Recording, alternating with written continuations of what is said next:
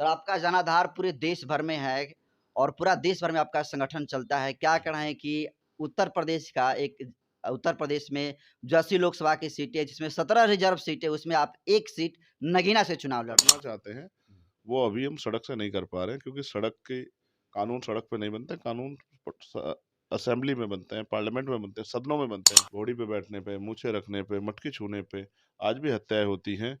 ये जुल्म जाति कब बंद होगी? आज भी एनसीआरबी के डाटे के अकॉर्डिंग 50,000 से ज्यादा महिलाओं को रेप हत्या होती है। जी। ये महिला किन वर्गों की है और इनके साथ ये अन्याय होना कब बंद होगा? नगीना सीट से अगर आप जीतते हैं, तो निश्चित तौर पर नगीना का ही विकास करेगा। पूरा देश आपसे क्या उम्मीद रखे सर? मैं फिर आपसे कह रहा हूँ कि राजभर जी अपने वर्गों की लड़ाई लड़ रहे हैं। अभी वो जिस दल में है, जिस दल से उनका गठबंधन है, हुँ। उस दल में वो व्यक्ति को पोजीशन तो देते हैं, पावर नहीं देते।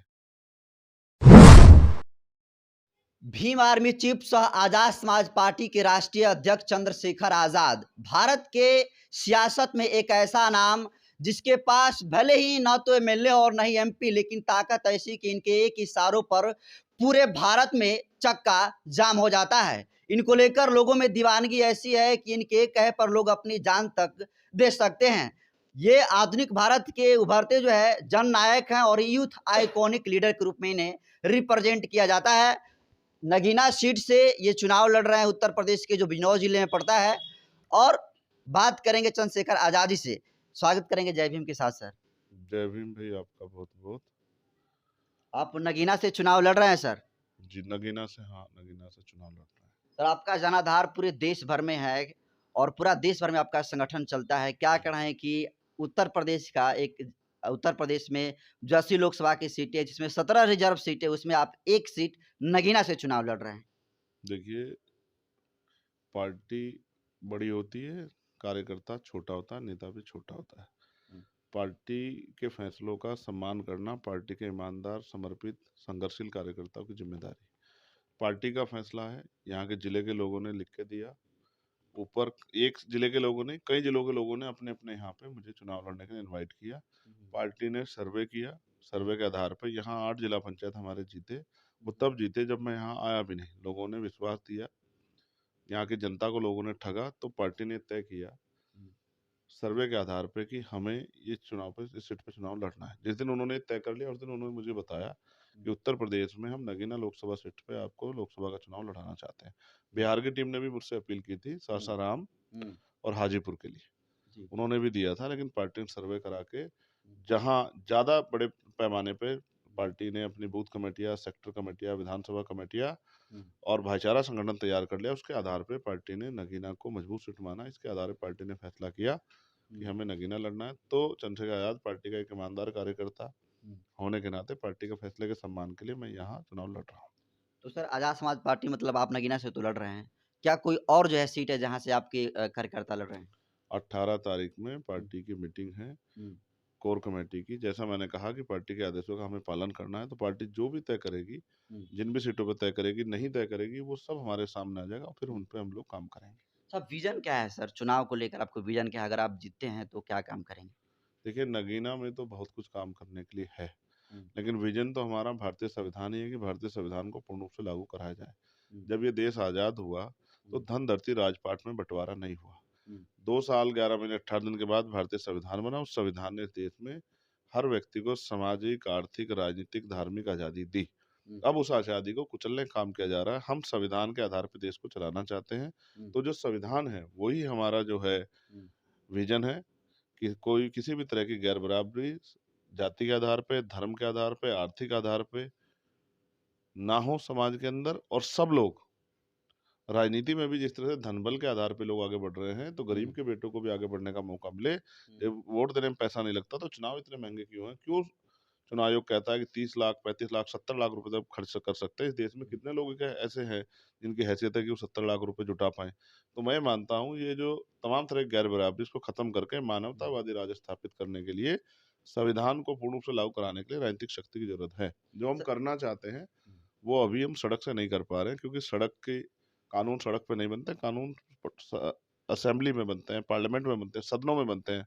हुँ, उस सदन में जब, क्योंकि देश भर में भीम आर्मी के लोग आवाज उठाते हैं, जुल्म जाति के खिलाफ लड़ते हैं। हुँ, आप बिहार से आते हैं, बिहार हुँ, में ही आपने देखा किस तरह से हमारे 17-18 19 साथियों को पुलिस ने डंडे के जोर पे जेल में भेजने का काम किया, जी। जिसमें बेटियां भी थी।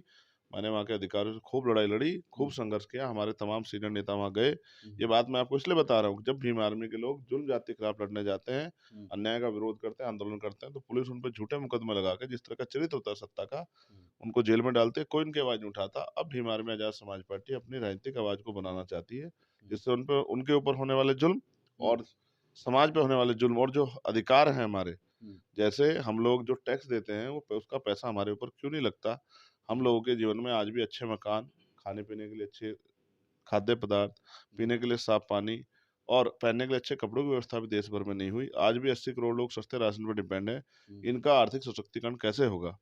घोड़ी पे बैठने पे, मूछें रखने पे, मटकी छूने पे आज भी हत्याएँ होती हैं। ये जुल्म ज़्यादती कब बंद होगी? आज भी एनसीआरबी के डाटे के अकॉर्डिंग 50,000 से ज़्यादा महिलाओं को रेप हत्या होती है। जी, ये महिला किन वर्गों की है और इनके साथ ये अन्याय होना कब बंद होगा? इन सब चीज़ों का जवाब हुँ, सरकार को देना चाहिए। जिस तरह से सरकारी सिस्टम को बेच-बेच के सरकार माला-माल अपने पूंजीपति मित्रों को करोड़ के भाव बेच के इसका जवाब सरकार से माँगना पड़ेगा। हुँ, जिस तरह से इस देश में प्रमोशन रिजर्वेशन एससी एसटी के लोगों को और साथ में ओबीसी के लोगों को भी मिलना चाहिए। सुप्रीम कोर्ट ने भी कहा एससी एसटी को मिले, वो हुँ, नहीं मिल रहा है। जिस तरह से बैकलॉग नहीं भरा जा रहा है, तमाम सवाल हैं जिन पे सरकार को जवाब देना पड़ेगा। जब तक हम कुछ लड़ने वाले संघर्षी लोग आंदोलनकारी लोकसभा में नहीं जाएँगे, तो वो सवाल का जवाब सरकार से कौन माँगेगा? तो हमारी लड़ाई है, हमें अपने आप लड़नी पड़ेगी। पहले भी हमारे महापुरुषों ने खुद ही लड़ी, तमाम दल के होते, बाबा साहब ने पार्टी बना के लड़ी, तमाम दलों के होते, कांशीराम साहब ने पार्टी बना के लड़ी। हुँ, उन्हीं का अनुयायी होने के नाते तमाम दलों के होते और ये देख रहा हूँ कि सब कुछ खत्म हो रहा है। तो जी। आज़ाद समाज पार्टी के ज़रिए हम अपने लोगों को, बहुजन समाज को इकट्ठा करके राजनीतिक ताकत बनाने का काम कर रहे हैं। सर नगीना सीट से अगर आप जीतते हैं तो निश्चित तौर पर नगीना का ही विकास करेगा। पूरा देश आपसे क्या उम्मीद रखे सर? मैं फिर आपसे कह रहा हूँ, पार्लियामेंट जो है देश की सबसे बड़ी पंचायत है। आप कहीं से भी जुड़ा विषय और हर विषय पे जब मैं अपनी पार्टी के सिंबल पे जीत कर आऊँगा, मैं हर हुँ, विषय पे अपनी बात रख सकता हूँ।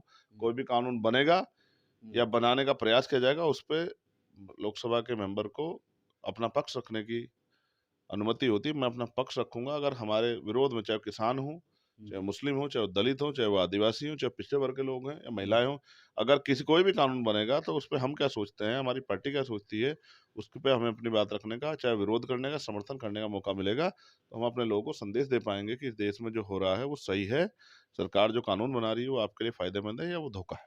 सर 13 मार्च को सुहेलदेव भारतीय समाज पार्टी के राष्ट्रीय अध्यक्ष ओपी राजभर औरंगाबाद में जाते हैं और उनसे जब सवाल करते हैं कि चंद्रशेखर आज़ाद आपको बड़े भाई कहते थे, नगीना से चुनाव लड़ रहे हैं, तो क्या सोचते हैं उनके बारे में? तो बोले कि समर्थन करेंगे, तो बोले कि हम कि एनडीए में आप हैं और वो जो है बिना अलायंस के हैं, कैसे मदद करेंगे? तो बोले कि मदद कई तरीके से किया जाता है।